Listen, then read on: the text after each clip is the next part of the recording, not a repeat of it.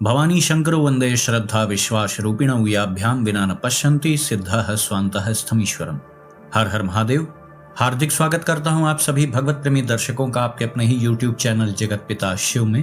भगवान श्री मनकामेश्वर महादेव जी की कृपा से आप सभी स्वस्थ सकुशल और प्रसन्न होंगे, ऐसा मुझे विश्वास है।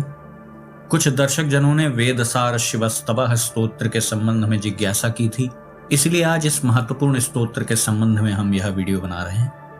आद्य जगत गुरु भगवान शंकराचार्य जी ने इस महत्वपूर्ण स्तोत्र को रचा है, जिसका नाम है वेदसार शिवस्तवः। बहुत से लोग इसे वेदसार शिवस्तवन भी कहते हैं। मैंने पहले भी कई वीडियोस में बात बताई है कि आद्य जगत गुरु भगवान शंकराचार्य जी द्वारा रचित जो भी स्तोत्र हैं वो बहुत महत्वपूर्ण हैं, प्रभावशाली हैं और कल्याणकारी। यद्यपि दुनिया में बहुत सारे स्तोत्र हैं, सबको व्यक्ति कंठस्थ नहीं कर सकता है, लेकिन फिर भी अपने इष्ट देव के जो महत्वपूर्ण स्तोत्र हैं वो हमें कंठस्थ होने चाहिए और उसके भावार्थ का भी हमें ज्ञान होना चाहिए। बिना अर्थ को आत्मसात किए हुए हम बस भावहीन रूप से पाठ करते जा रहे हैं तो लाभ उसका भी है, ऐसा नहीं है। लेकिन जब हम अर्थ को आत्मसात करते हुए उसके भावार्थ को समझते हुए जब हम स्तोत्र का पाठ करते हैं तो उसमें एक अलग प्रभाव होता है और इष्ट से अधिक जुड़ाव होता है। इस वीडियो में आप मूल पाठ भी इस स्तोत्र का जानेंगे और उसका भावार्थ भी जानेंगे। और आप जानते हैं कि कुछ स्तोत्र गायन प्रधान होते हैं, यह स्तोत्र भी गायन प्रधान है। बहुत से लोग इसका विभिन्न धुनों में गायन भी करते हैं, तो किसी भी प्रिय धुन में आप इस स्तोत्र का गायन कर सकते हैं, लेकिन उसके भी पूर्व हमें यह शुद्ध रूप में पहले कंठस्थ होना आवश्यक है। यदि कंठस्थ ना भी हो पाए तो इतना अभ्यास तो हो ही जाए कि उसे पुस्तक में देख करके तो हम शुद्ध पाठ कर पाए, तो इतना अभ्यास तो अवश्य ही कर लेना चाहिए।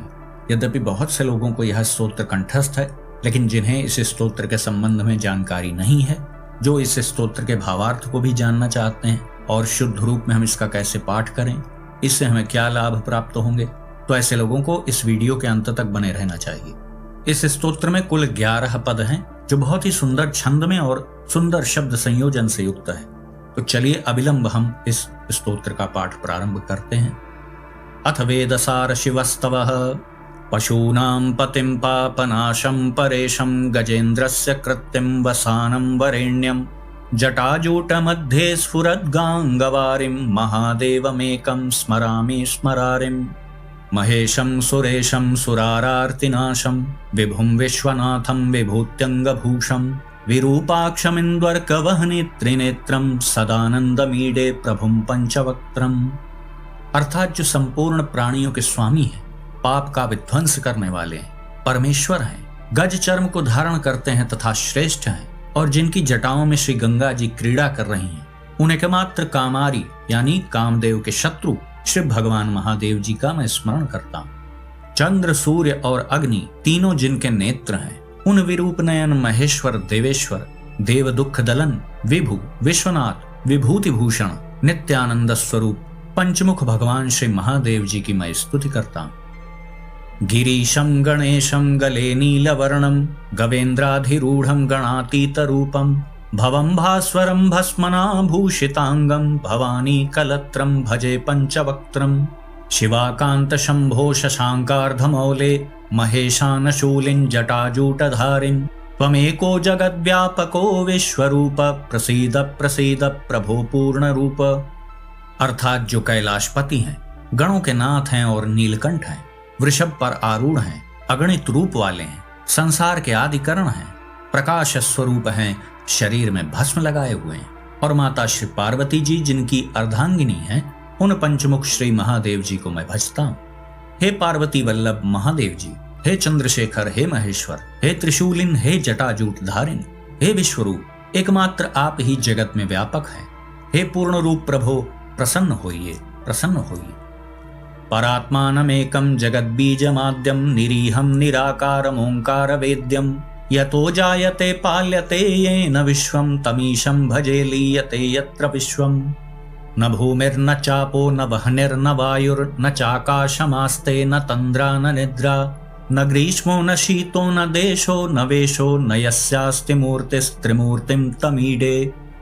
अर्थात जो परमात्मा है, एक है, जगत के आदिकरण है, इच्छा रहित है, निराकार है और प्रणव के द्वारा अर्थात ओंकार के द्वारा जानने योग्य है, तथा जिनसे संपूर्ण विश्व की उत्पत्ति होती है और पालन होता है और फिर जिनमें उसका लय हो जाता है, उन प्रभु को मैं भजता हूँ। जो न पृथ्वी है, न जल है, न अग्नि है, न वायु है, और न आकाश है, न तंद्रा है, न निद्रा है, न ग्रीष्म है, और न शीत है, तथा जिनका न कोई देश है, न वेश है, उन मूर्तिहीन त्रिमूर्ति की मैं स्तुति करता हूँ।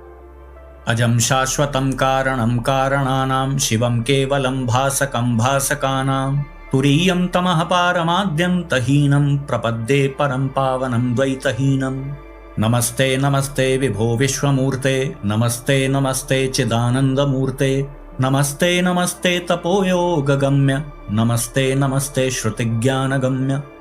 अर्थात जो अजन्मा है, नित्य है, कारणों के भी कारण है, कल्याण स्वरूप है, एक हैं और प्रकाशकों के भी प्रकाशक हैं, जो विलक्षण अवस्था वाले हैं, अज्ञान से परे हैं, अनादि और अनंत हैं, उन परम पावन अद्वैत स्वरूप को मैं प्रणाम करता हूँ। हे विश्वमूर्ते, हे विभो, आपको नमस्कार है, नमस्कार है। हे चिदानंद मूर्ते, आपको नमस्कार है, नमस्कार है। हे तप तथा योग से प्राप्तव्य प्रभो, आपको नमस्कार है, नमस्कार है। हे वेद वेद्य भगवन, आपको नमस्कार है, नमस्कार है। प्रभो शूलपाणे विभो विश्वनाथ, महादेव शंभो महेश त्रिनेत्र, शिवाकांत शांत स्मरारे पुरारे, त्वदन्यो वरेण्यो न मान्यो न गण्यः। शंभो महेश करुणामय शूलपाणे, गौरीपते पशुपते पशुपाशनाशिन्, काशीपते करुणया जगते तदेकस्त्वं हंसि पासि विदधासि महेश्वरोऽसि।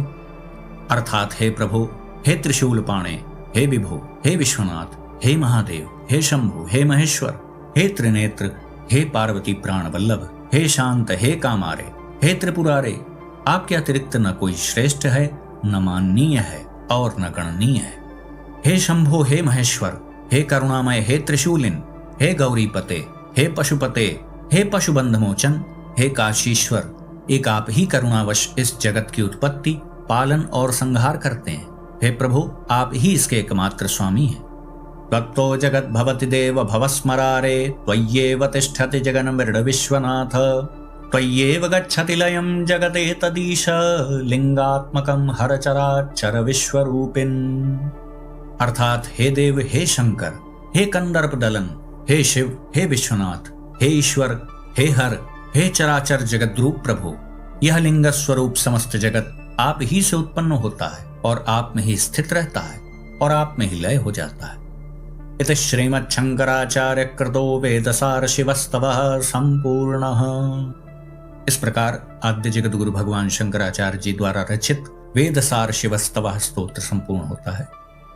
किसी भी स्तोत्र का भली प्रकार से पाठ करने के लिए उसे कंठस्थ होना आवश्यक है। इसलिए यदि इस स्तोत्र का आप लाभ लेना चाहते हैं तो सर्वप्रथम इसे पहले आप कंठस्थ करें, बारंबार इसका अधिक मात्रा में पाठ करें, देख देख करके। गीता प्रेस में 2 पुस्तकें हैं, एक है शिव स्तोत्र रत्नाकर और एक पुस्तक है स्तोत्र रत्नावली। इन दोनों पुस्तकों में ही आसानी से आपको यह स्तोत्र प्राप्त हो जाएगा। यदि आपके पास पुस्तक नहीं है तो आप गूगल पर जाकर इसका PDF भी ले सकते हैं, या बहुत सी आध्यात्मिक कैटेगरी की जो वेबसाइट्स होती हैं उसमें यह स्तोत्र आपको प्राप्त हो जाएगा। फिर उसका प्रिंट आउट निकाल लें। पुस्तक है तो अच्छी बात है, मोबाइल में देख करके पाठ ना करें। हाँ, श्रवण करने के लिए मोबाइल अच्छा है, इसमें बारंबार इस स्तोत्र का आप श्रवण करें तो भी आसानी से यह स्तोत्र कंठस्थ हो जाएगा। देखिए, स्तोत्र हो, मंत्र हो, ये सब ऐसी विद्याएं हैं, ये प्राचीन काल से हमारे जो ऋषि महर्षि थे, यह ऐसी शैली में ऋषि महर्षियों के द्वारा बनाया गया है कि सुनकर, श्रवण करके भी लोग जो अक्षर का ज्ञान नहीं रखते हैं, केवल ध्वनि सुन करके उसे कंठस्थ कर लेते हैं। बहुत से ऐसे भी लोग होते हैं जो लिखना पढ़ना नहीं जानते हैं, लेकिन सुनकर संस्कृत के कठोर शब्द भी बोल लेते हैं ना। तो यदि बारंबार आप इस स्तोत्र का श्रवण भी करेंगे एकाग्रता के साथ, तो कंठस्थ करने में आपको बहुत सुविधा होगी और आप पुस्तक के माध्यम से भी अभ्यास कर सकते हैं। यदि इतना भी अभ्यास आपका हो जाए कि आप पुस्तक देख करके भी शुद्ध पाठ करें तो ये भी बहुत अच्छी बात है। आप देख करके भी इस स्तोत्र का पाठ कर सकते हैं या किसी भी प्रिय धुन में इसका आप गायन कर सकते हैं। एकाग्रता बढ़ाने के लिए, प्रभु की प्रसन्नता प्राप्त करने के लिए, भौतिक मनोकामनाओं की पूर्ति के लिए यह स्तोत्र बहुत ही महत्वपूर्ण है। इसके नाम पर भी ध्यान दें, वेद सार, यह वेदों का सार है। इसमें भगवान शिव का जो व्यापक स्वरूप वेदों में उपलब्ध है उसको संक्षेप में बताया गया है। जो आपने भावार्थ जाना उसमें आपने यह स्पष्ट रूप से जान लिया होगा कि सब कुछ के ही स्वामी भगवान शिव जी हैं, पशुपति हैं। पशु किसे कहा गया है? जीव समुदाय को कहा गया है। जीवों के एकमात्र स्वामी भगवान शिव हैं। तो यह स्तोत्र महिला, पुरुष, बालक, वृद्ध कोई भी पढ़ सकता है, कोई भी इसका गायन कर सकता है। आद्य जगत गुरु भगवान शंकराचार्य जी द्वारा रचित जो भी स्तोत्र हैं वह बहुत ही प्रभावशाली हैं और हमारे अंतःकरण पर उसका बड़ा गहरा प्रभाव पड़ता है। स्वतः ही पारलौकिक ज्ञान प्राप्त होने लगता है, ऐसी युति बन जाती है, ऐसा संयोग निर्मित होने लगता है कि आपके पास दिव्य अलौकिक ज्ञान आकृष्ट होने लगता है। वैसा ही कुछ प्रभाव इस स्तोत्र के साथ भी है। यदि आपकी कोई भौतिक मनोकामना है तो उसकी पूर्ति के उद्देश्य के लिए भी संकल्प लेकर अधिक संख्या में एक निश्चित समय अवधि का एक अनुष्ठान आप कर सकते हैं। दैनिक पूजन जो आप करते हैं, पूजन के सबसे अंत में आप इस स्तोत्र का गायन कर सकते हैं। सभी प्रकार के स्तोत्र का पाठ या गायन आदि ये सब पूजा के अंत में ही करना चाहिए। यह स्तोत्र पहले कंठस्थ होता है, फिर हृदयस्थ होता है। हृदयस्थ हो जाने के बाद फिर स्तोत्र अपना चमत्कार दिखाते हैं। तो मैं समझता हूँ कि भली भांति इस स्तोत्र के संबंध में आपको जानकारी प्राप्त हो गई होगी। यदि वीडियो आपको अच्छा लगा तो इसे लाइक करें, अपने मित्रों बंधु बांधवों के साथ शेयर करें। यदि इस चैनल का वीडियो आप पहली बार देख रहे हैं तो कृपया इस चैनल को सब्सक्राइब करें। तो भगवान श्री फणीश्वर महादेव जी से मैं ऐसी प्रार्थना करता हूँ कि वो आप सभी को सदा सुखी, स्वस्थ और ऊर्जावान बनाए रखें। मिलते हैं अगले वीडियो में एक नई जानकारी के साथ। तब तक के लिए आप सभी भगवत प्रेमी भक्तों को हर हर महादेव।